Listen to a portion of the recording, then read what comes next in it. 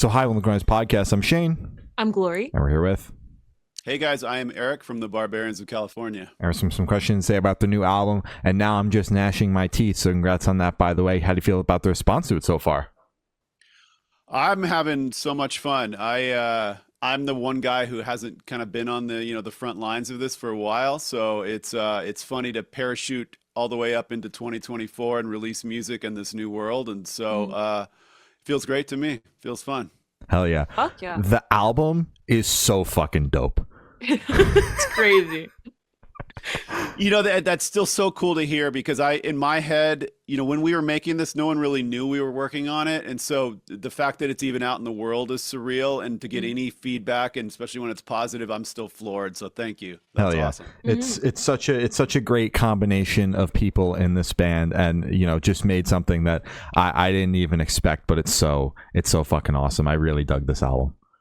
That's amazing. Thank you. Hell yeah. So is there any meaning behind the album title or cover art? Okay. Album title. So it's the last vocal line on the album. Aaron, we didn't necessarily know that when we were recording the song, but once we had the batch, it just seemed like nothing would be proper to go after that song. And so, coming up with a band name, coming up with an album title, it's, in many ways, those are the worst parts of being in a band or, being an artist. So you have to pick something. We have a long, difficult band name. Why not make the album title even more difficult? Yeah. It's a nice capper, Second question then, album cover art. So I've been friends with Ryan Clark, who himself is a musician and an amazing graphic designer. I've been friends with him for almost 30 years probably, and it was always kind of a bucket list item that if this album ever came to be, I'd love to get Ryan to work on it. So we just gave him full reign. He drew that out in one afternoon. He sketched it out and sent us an iPhone photo of the album artwork, the rough idea, and we just said go with it. We loved that it's so not metal or so not hardcore. It it looks more like a 90s surf brand or something, and so we just seemed fun. We're trying to have fun with this project. Absolutely. Good. Did you just kind of like send him the record and you're like, this is it, and just do what you do best? Or did you just be like, we're making a record and we need cover art? Like, what kind of direction did you give him, or any at all? Not much at all, because we were just so lucky to have him. He's very busy, and so for him to just squirrel away a little time to get some stuff done for us was great. And so also I trust his eye probably even more than mine, and I think Aaron feels the same way. So he had the album, he had, I think, the whole collection of songs, and he knew that, we're kind of coming at this from a different angle as far as the California vibes, and so he kind of brought that into the illustration. Gotcha. Yeah. Hell yeah. So can you tell us a little bit about your writing process for the album? Yeah, so the earliest beginning of this started with just me in a room. I've just been doing studio work heavily for the last couple decades, and I'd gone away from playing guitar really or writing music. One day I just thought, I'll just start pecking away at some ideas. And I wanted it to be kind of in an aggressive style of music, and so I started just coming in the studio earlier, staying late, and capturing some ideas. In my wildest dreams, I thought, well, maybe I'll get a few songs done, get some friends to do some vocals on it, and do a self-release thing. And it just that genesis, that seed of an idea was still there. But once I always wanted Aaron to record on a song or a couple songs, but we kind of got going on one, then two, then three, and then he's the one who said, hey, we're in a band now, right? So yeah, that was the first half maybe of the songs on this collection. That's how they were started. Once we got going, once we'd kind of gone through a bunch of the ideas I had built up over the years, then it became more collaborative, and the second half of the recording sessions were done all more together in more of a kind of a traditional sense. Gotcha. So are you able to kind of like pinpoint a time where you started like coming in early, staying late, and working on the beginnings of these ideas, and also when Aaron kind of came in and started laying down vocals? Yeah, I should go back in the session files and I should have that date sorted out. Definitely the song "Where Are the Punks?" That's the first piece of music I played for Aaron. I think it was the second or third that we worked on together. Mhm. But Mm. that one goes back. I mean, it could go back 10 years. I'm not. God damn. I should find that out. But as for when this kind of got more real as a band, Mhm. I guess was kind of towards the tail end of kind of the COVID lockdown craziness. And, Mhm. Aaron and I, we have our little studio here and we just kind of kept plowing through. And AWOL Nation had a tour that they had to cancel. And so we kind of Mhm. found ourselves with more time and just tried to stay busy both with AWOL Nation and then later the Barbarians stuff. Gotcha. Hmm. Makes Gotcha. sense. All right. So, what song off the album took longest to write, and which one is your personal favorite? You know, like I've said, and I don't want to repeat myself, but we are doing this. It's just a fun project, right? We're doing it Yeah. with no expectations. We're doing it for fun. So, in many ways, luckily, nothing took too long. Good. I think if anything was taking too long, we would just push that aside and Mm. kind of follow the instincts of if it's working, chase it down. If it's not, put it on the back burner. Maybe come back to it. Mhm. Um, Yeah, nothing seemed to be like a laborious effort. I'm trying to think if there was one that it just took longer to get right or was more elusive in that way, but maybe not. Hmm. Favorite song, I think all of us probably say The Library, which was the kind of the focus track when the full album came out. That was one of Yeah. the later songs, so you always run the risk of liking a newer song the most, just because it's Mhm. more fresh in your mind. But that one just, I love the territory that one goes into, and just kind of the ground it covers. And so Mhm. it was fun to agree to start the album with that song as track one. So I'd say Yeah. The Library. Oh, Damn yeah. right. That All was my right. favorite too. Mhm. Awesome. Yeah. So how'd the track list for the album come about? Did you guys write the opening of the opener, close be a closer, shuffle around and see what fits? What was that process like? No, it really came together once we had the batch of songs, but along those lines, I would say, we definitely were paying attention to what we thought might be missed as we were building up the collection of songs. We were paying attention to like, okay, let's get a faster song, let's get a slower song. We were kind of conscious of rounding out a collection that we wanted to come together as an album. But no, I Mhm. don't think we had the track listing until it was all done. And Aaron ran point on that. I try to stay out of, bands are funny, right? There's so many little decisions to make, Mhm. and in order to keep things moving, I'll just kind of stay back until I have a reason to hop in, right? And he's Yeah. made more albums than me, especially recently. So he ran point on the track listing, and I was only gonna, chime in if I saw a big problem. But Yeah. yeah, that's the answer there. Nothing too exciting in that answer. That's Well, fair fair. enough. Yeah. And would you be able to tell us where your headspace is at while you're creating this record? Yeah, it's a lifelong pursuit of loving aggressive music, whether Mhm. it's punk, metal, hardcore, kind of the combination, all the above. Just being a fan and having been on the sidelines for a long time of this type of music, and just kind of coming back to it in middle age and thinking like, what can I do to, add to the overall genre or genres or whatnot. So the headspace was, let's just make something that we're not hearing in the world right now. And, Mhm. hopefully that's, I think anyone that's writing music, hopefully that's the kind of general approach they're taking on it. But that certainly was the case here.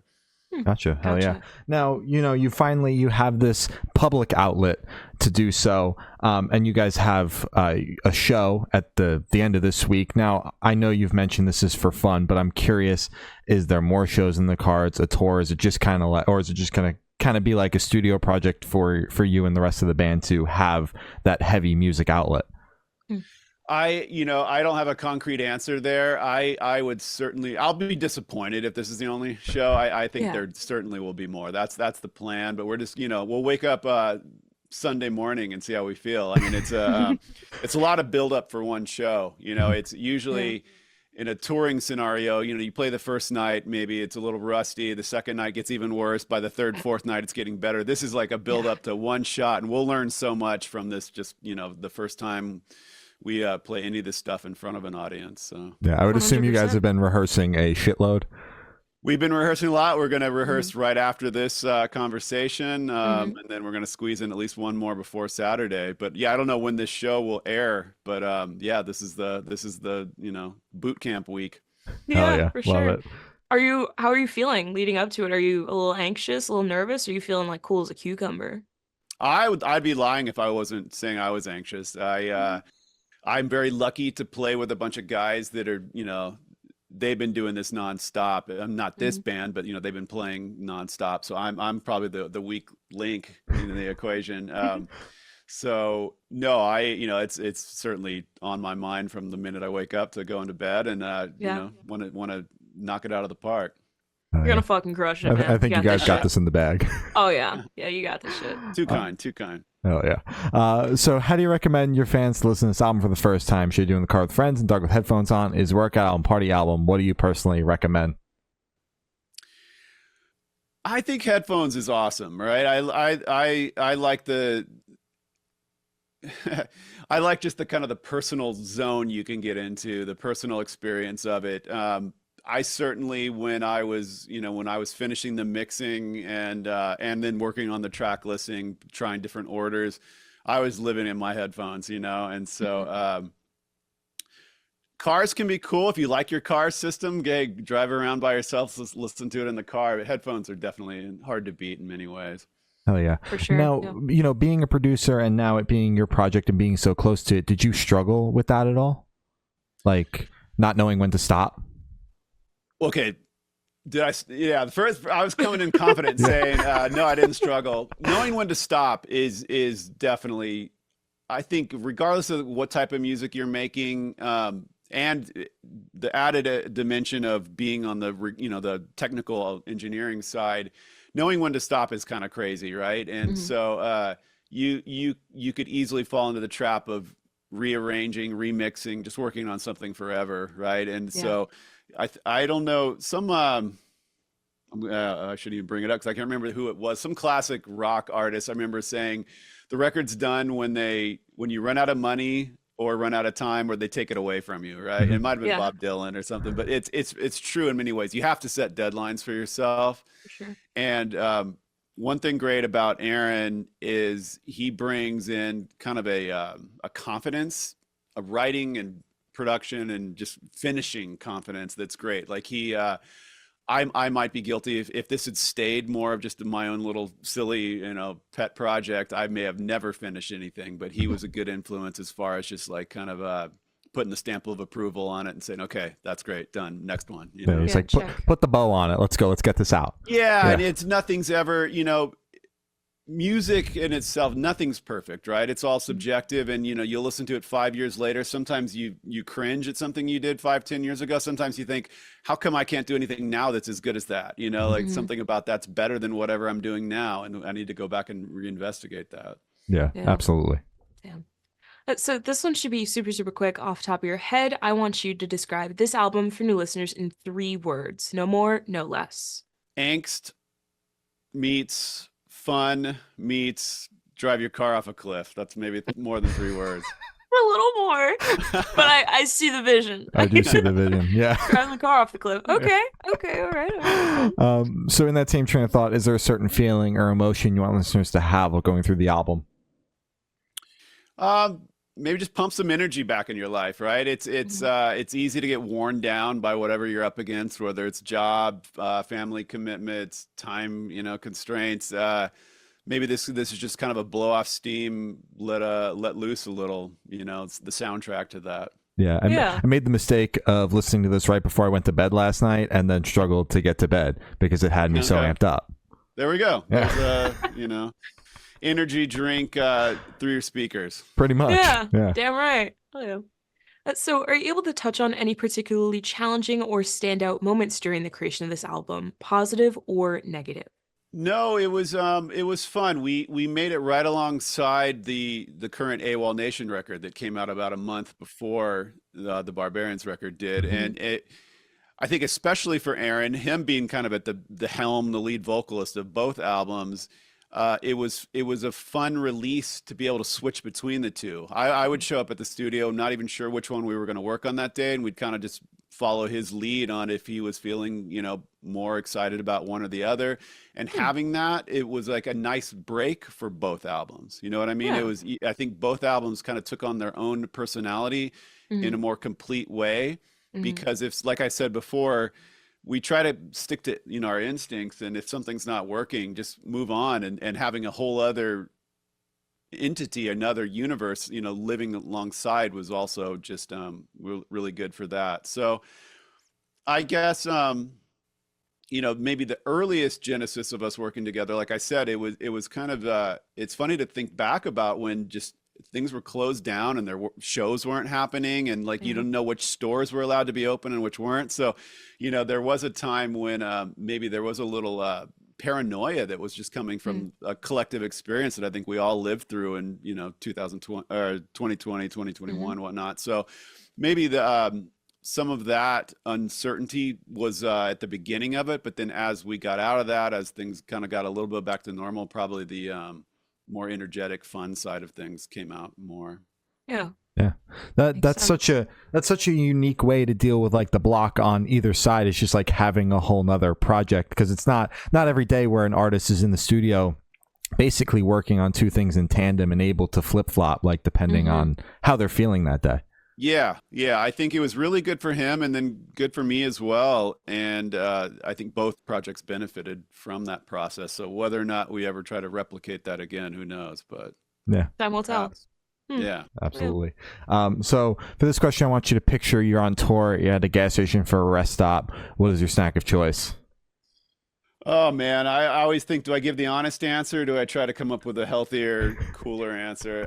Honesty is key, man. I'm a sucker for Fritos. Fritos scoops Fuck yeah. are hard to beat for me, that's just, and I tell myself I think there's 3 or 4 ingredients, so at least you got that going for you, but I'm sure they're just drenched in the worst oil, possibly. Oh yeah. But yeah, the thick corn chips, I'm a sucker for them. Yeah. Damn right. Yeah, I'm a nasty motherfucker. I like the chili corn chips, man. Oh. Yeah, see, I'm a purist. I don't do the chili, whatever they call them, the Fritos. I stick to I like the scoops though. The scoop, the bigger, delivery method works for me. Yeah, they got so much salt on each Frito. It's actually insane. It's like an art.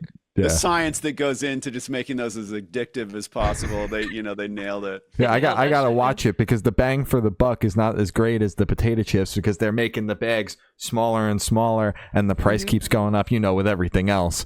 So I gotta watch it, because I could eat a bag every day. Oh yeah. Yeah, and I'll take it even a step further. You get a tub of sour cream, put your hot sauce of choice on top of that, and then dip the scoops into there. Like, that's if you're really, you're teaching me new shit. Yeah, no, I gotta try that. That's Take crazy. care of yourself every once in a while, For sure. It's a treat. Yeah. Oh my god. And on the topic of food, if the band was a dish, what dish would the band be and why? Let's see, something spicy. How about let's keep it like in the SoCal, carne asada tacos with a really nice hot sauce on them. Ooh. Or maybe some grilled chilies, maybe we got some serranos grilled on top of the carne asada. Goddamn. Yeah. Down with that. Yeah, right? Yeah. Oh my god. Oh yeah. And for the last couple questions, going to shift completely away from music and go straight to death row. Boom. So if you're on death row, what would your last meal be with a drink? For the past few years, I was a tequila guy, but then I went to a friend's house and he made me the best gin and tonic. And his secret was really just a lot of lemon. It's almost like a lemonade, half lemonade, half gin and tonic. So I'm going to go with my friend Eric Broyhill. Sitting on his patio. He lives outside Stockholm, Sweden, and he made me the best gin and tonic. So we'll go with his cocktail, and then, boy, food. One thing I come back to. Where are you guys? Jersey. I'm in Virginia. Okay.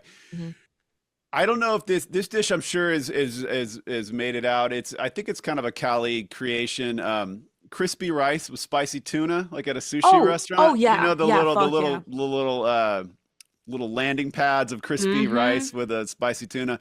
There's Yeah. a place called Katsuya here in Los Angeles. They take credit for creating those. I'll never know if that's true, but Yeah. I'll take a big plate of Katsuya spicy tuna and crispy rice in my go-to gin and tonic. Hell Hell yeah. yeah. All That's right. wonderful. How about Uh, you guys? I'll throw it back on you. Oh shit. Oh my god. Shane, you go first. I already know yours. I have to Big figure out bowl what I'm of doing. spaghetti, marinara, and a Sprite cranberry. Mm-hmm. That's Your solid. own mix of Sprite cranberry? Or do they make a Sprite? They make cranberry? a Sprite cranberry around the holidays. You're going to it's start seeing seasonal. it popping in the Oh. stores very soon. Oh, so you're coming into your zone here. Yeah. Yeah. This is my time of the year. Yeah, me too. Me too. Fall's the best. Absolutely. For sure. How about you? I was just in San Diego for a week, and every single night I had a California burrito from just a different Yeah. spot. Yeah. But there was a spot called I think it was like Tomatitos. Okay. And he made the best fucking California burrito I've ever had. It had a shit ton of guac. The meat was it was incredible. I had it twice that week because of how good it was. That's what I'd have. French fries inside? French fries inside, of course. Okay, yeah, because come on. I was checking your California, Oh, yeah, status go on. here, because it's got to have French fries in it to It's be called gotta. a California Yeah. burrito. Yeah. If it isn't, that's not a California burrito. You're just lying to me. Yeah, You know, yeah. like that's crazy. With a horchata on the side There you or go. hibiscus tea. Either one. Yeah. Either one I'm good with. Yeah. Good deal. You got some Cali cred now. Yeah. Okay. Yeah. That's great. Yeah. That means the world. And if you could live in one fictional world for a week, where would you live? Boy, I just finished not long ago Shogun. That Mm. was a pretty cool look at the Japan in the 1600s, right? That's fresh on my mind. What else how can I top that? I love kind of a lot of the dystopian stuff. I'm a huge Blade Runner fan, but I don't think I want to Mhm. live there. That's a little, Probably not. I'm very interested in that, but no, that's a bit much. Yeah. I think Westworld was a really interesting show idea, Yeah. to be able to put yourself into a video game, basically, Mhm. almost, right? And like the fact that once they opened up, I think in second or third season, and there was more than just the Western area, they had Mhm. other areas. So, that show covered some real cool ground. So maybe one of the locations in Westworld or, 1600s feudal Japan. All Fuck right. yeah. Hell yeah. Sounds good. And I've not of asking the last question. Every single person that you've spoken to have said that is the most important question. What's your favorite color? I'm gonna go orange. I'm Ooh. a orange guy. Kind of a deep orange with a little, kind of on the red zone, but a Mhm. little darker. Yeah. Yeah, There yeah, we go. yeah. Underrated. Hell yeah. Hell yeah. So as I said, that's all the questions you have today. Is there anything that you would like to plug? No, album is out now, so it's great to release our little baby out into the world, and now to let it swim on its own. And then like I said, I don't know when this show will come out, but After the show. our first show is Saturday the 19th at the Troubadour in West Hollywood. I'm so psyched to get to play there. That was always my favorite rock club in SoCal. So when we had the chance to book our first show there, we just absolutely jumped on it. Can't wait. Mhm. Hell yeah. Damn right. All right. Well, thank you. It's been Eric from the Barbarians of California, and we have been the Good Noise Podcast.